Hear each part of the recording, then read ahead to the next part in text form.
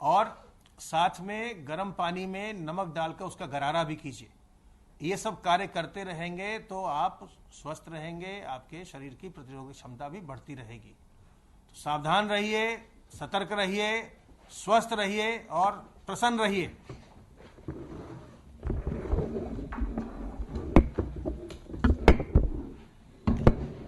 आपको हमारे साथी अपर मुख्य सचिव स्वास्थ्य ने बताया, सतर्कता बहुत आवश्यक है। अभी इन दिनों शादियां और त्यौहार बहुत हो रहे हैं।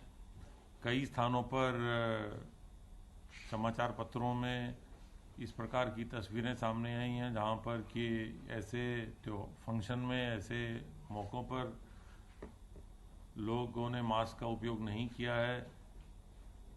उन्हें ऐसे सभी नागरिकों को सलाह पुनः दी जाती है कि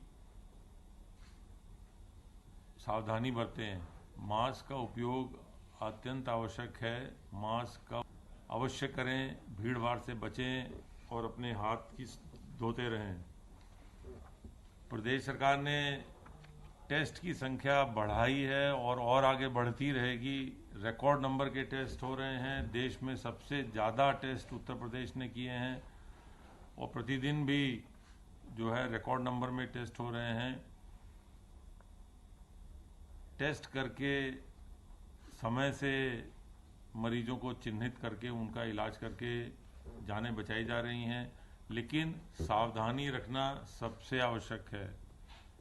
पड़ोसी प्रदेश दिल्ली से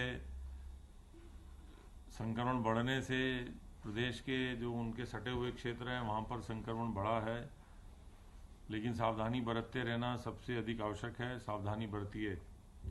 प्रदेश में हॉटस्पॉट थोड़े से मामूली से बढ़े हैं, कंटेनमेंट जोन्स लेकिन हाँ कम हुए हैं, और कंटेनमेंट जोन में 100% घरों में सर्विलांस और चेकिंग का काम चल रहा है और इसमें भी तेजी लाई जा रही है। प्रदेश में स्वास्थ्य विभाग द्वारा काफ़ी बड़ी संख्या में परिवारों का सर्विलांस करके उनकी जानकारी उनसे की गई है बीमारी के बारे में, और ये प्रक्रिया हमारी चालू रहेगी। प्रदेश में औद्योगिक इकाइयों को पुनः संचालन करने की प्रक्रिया तेजी से चल रही है। आत्मनिर्भर पैकेज में लगभग 4,37,000 इकाइयों को 11,061 करोड़ के ऋण अब तक वितरित किए जा चुके हैं। प्रदेश में युवाओं के लिए रोजगार के अवसर पैदा करने के लिए नई एमएसएमई इकाइयों की स्थापना पर विशेष जोर दिया जा रहा है और इस ओर विशेष अभियान चलाया जा रहा है, जिसमें कि बैंकों से समन्वय करके उनको समय से ऋण उपलब्ध कराया जा रहा है, जिसके क्रम में 14 मई से लेकर आज तक ये लगभग 6 माह के समय में लगभग 6,48,000 नई एमएसएमई इकाइयों को 19,772 करोड़ रुपए का ऋण बैंकों द्वारा स्वीकृत और वितरण किया गया है। इससे लगभग 25 से 26 लाख रोजगार के नए अवसर पैदा हुए हैं, क्योंकि ये सब इकाइयां ऋण लेकर अब इन्होंने उत्पादन प्रारंभ कर दिया गया है। प्रक्रिया है और एक रिकॉर्ड संख्या है जब इतनी बड़ी संख्या में नई एमएसएमई इकाइयों को भी बैंकों द्वारा वित्त पोषण किया गया है। प्रदेश सरकार किसानों को लेकर काफ़ी गंभीर है। किसानों के कल्याण के लिए, किसानों के लाभ के लिए, किसानों को न्यूनतम समर्थन मूल्य दिलाने के लिए सरकार पूरी तरह प्रयासरत है। पिछले वर्ष केवल 3,000 धान क्रय केंद्र खोले गए थे। इस वर्ष अभी तक 4,300 क्रय केंद्र खोले गए हैं और पिछले साल के मुकाबले इस साल अभी तक लगभग 1.5 गुना धान किसानों से खरीदा गया है, जिसकी लागत लगभग 4,000 करोड़ रुपए है। किसानों से 4,000 करोड़ रुपए का धान खरीदना इस बात की संकेत है कि उत्तर प्रदेश सरकार किसानों को न्यूनतम समर्थन मूल्य देने के लिए कृत संकल्प है। और इस प्रक्रिया में मैंने आपको पहले भी बताया था, इस प्रक्रिया में यदि कहीं पर सरकारी कर्मचारी अधिकारी दोषी पाए गए हैं, उनके स्तर पर ढिलाई पाई गई है, उनके खिलाफ कार्रवाइयां भी की गई हैं। वरिष्ठतम अधिकारियों को भी निलंबित किया गया है। अभी पीसीएफ के अधिकारियों को भी निलंबित किया गया, उनके खिलाफ कार्रवाई की गई है।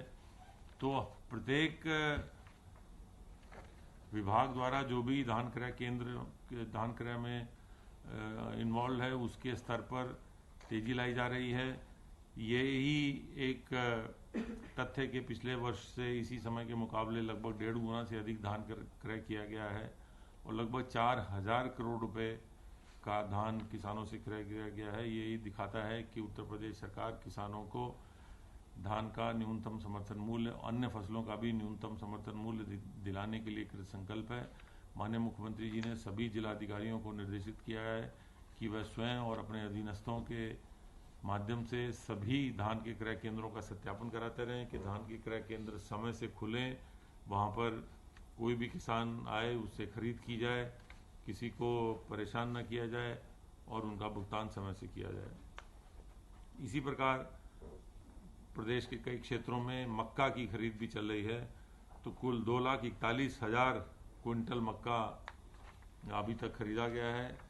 मैं पुनः यहाँ बताना चाहूँगा कि उत्तर प्रदेश सरकार द्वारा किसानों के हित में रिकॉर्ड संख्या में, रिकॉर्ड नंबर में गन्ना मूल्य लगभग 1 लाख, पिछले 3 साल में लगभग 1,10,000 करोड़ का गन्ना मूल्य का भुगतान कराया गया है। न्यूनतम समर्थन मूल्य गेहूं और धान और अन्य फसलों में भी सरकार द्वारा दिलाया गया है। ग्रामीण क्षेत्रों में विद्युत की आपूर्ति बढ़ाई गई है और इसके अतिरिक्त उत्तर प्रदेश सरकार द्वारा किसानों की कर्ज माफ़ी भी की गई थी लगभग 3 वर्ष पूर्व।